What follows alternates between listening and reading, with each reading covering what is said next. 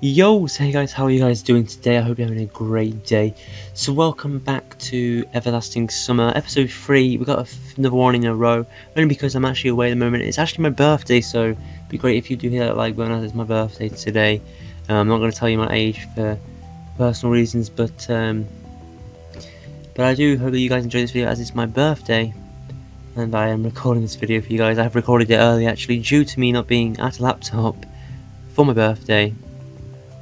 So yeah, I'm sorry about that, but Everlasting Summer is on right now, and I hope that you will enjoy. I don't know why it's on right now. I'm very tired. Actually, it's 4:30 in the morning, so that's good to know. I'm going to try my hardest for you guys to make. It might be a shorter video today, but we're going to try and get through some of the campaign, and then we'll have some more of this game if you guys enjoy. Make sure to hit that like button. So let's get straight into this, and just carry on with the story. Now, when we were last off, we were in a snowy winter whilst on a bus, and then we wake up after like watching some awesome animation that was really well animated, to waking up on a more modern apparently bus, which if you call that bus you can see on the screen now modern, then I don't know. In the summer, in the heat of the summer, and I think you've gone back in time, but we will see, because of course he's older in the future, has no job, and these are like schoolgirls, look more like schoolgirls. But yeah, I hope that you enjoy it, and let's go. Okay, or was she just a dream? For some reason, thinking about her made me feel better and calmed me down a little. I felt warmth all over, coming from the inside. Couldn't it be her who brought me here? Then I need to find her. We're always on about this her. Always on about this girl that we saw in our dreams. The best place for her is away from me. I rushed to the left, then to the right, then stopped, hesitating over where to go. Finally, I ran in the direction from which the bus had probably came. ... Here's that picture from the start. Physically exercise does refresh one's mind. Thoughts become clearer, and it gets a little easier to evaluate the surroundings relatively. Yeah, that's not even how it was. Reality, I think it was. Not in my case, however. I was sitting on the roadside, wheezing and trying to ease my sore throat by gulping breaths of hot air. In any case, the run did its job. The fear withdrew for a while. Maybe I really am just dreaming. Though recalling my self-harm on the bus, I immediately rejected the idea. I am neither dreaming nor dead. A narrow road ran through the field, and far into the distance, that exact same road from my dream. I must be very far away from my home. And it's not just that it was winter yesterday, it's summer now. It's the whole environment. Of course, summer is usually like this, green and hot, but here, everything's not entirely lifelike. Everything looks like it was taken from the paintings of Russia, the landscape artists of the 19th century. The grass is just too lush. The bushes are not like the bushes should be. They're so thick that you can't see anything through them, like treetops, honestly.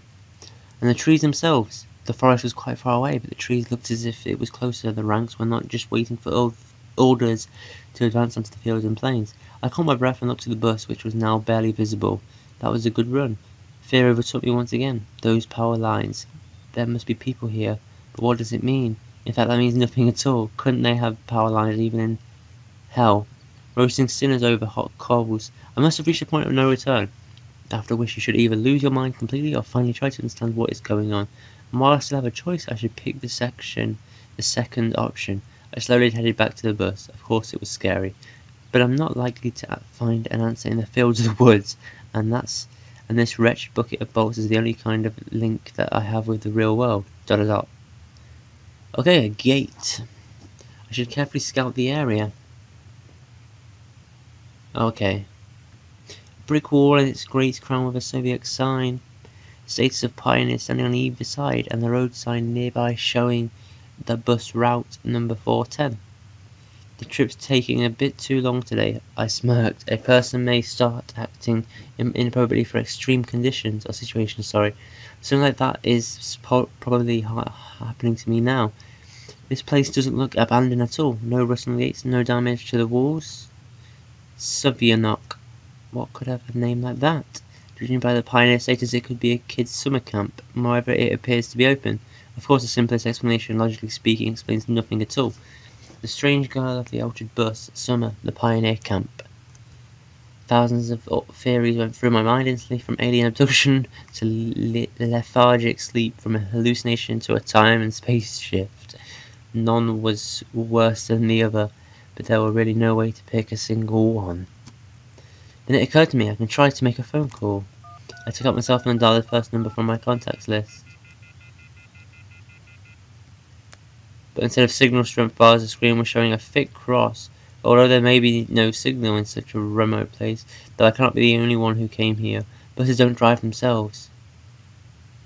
I examined the bus from all sides to make sure that it wasn't a hallucination.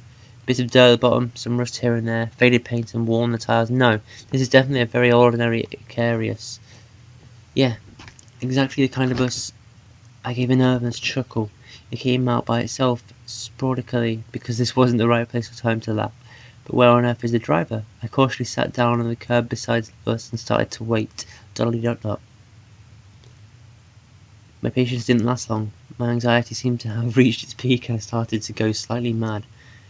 In such a situation, anybody would have probably felt something similar. Aliens and parallel universes were gone from my imagination, leaving only void and darkness. Is this how everything will end? How my life will end? But I wanted to do so much. There were so many things that I had no time for yet. I was overwhelmed by the idea that this was definitely the end. But why? It's not fair. Surely I'm no worse than anyone else. God, why? My eyes closed. If we're back in a dream and that stupid scene, I'm gonna die. Tears were burning my eyes unbearably. I curled up and started rolling in the grass. I don't want to see this. Get rid of it. Why? What did I do? Why me? And my cries were only heard by speechless statues of pioneers and bird trees and some other crap that I'm too tired to read. I was left breathless and weeping and just lay quietly sobbing occasionally. Dolly-dot-dot. I don't know why I say like that at the moment. I'm so tired. After a while I managed to pull myself together. My mind cleared up a bit, as if a terror and a fear of death gave me a little break. All in all, if someone wants to kill me, what is it all for? It doesn't look like an experiment either. If this is just some crazy coincidence, then there's probably no threat. Anyway, for now it seems there's no danger. Panic was soon gone. Of course the blood was still pouring in my temples and my hands were still shaking, but at least I could think clearly now. Right now, there is nothing I can really change anyway. So no matter how much I think or how mad I get, it would only make things worse. Until some actual facts appear, there is really no point in me making guesses. In any case, I won't learn anything by lounging about here. The camp. If of course it's really camps, looks like the only place there could be, so I decided to go there, and hardly I'd reached the gates when a girl came out from behind them.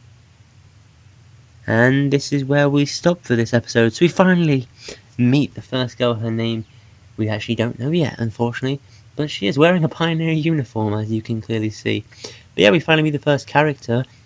I'm not going to tell you her name yet. You'll have to wait till next episode to find out.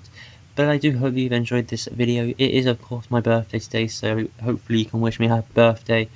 Leave a like if you have enjoyed this video, it does mean a lot. If you want this to continue, this series, and me, please hit that love button. I don't know, I've said that's the second video I've said it in now. Hit that like button. And yeah, I hope you enjoy, and I'll speak to you in a bit. Bye.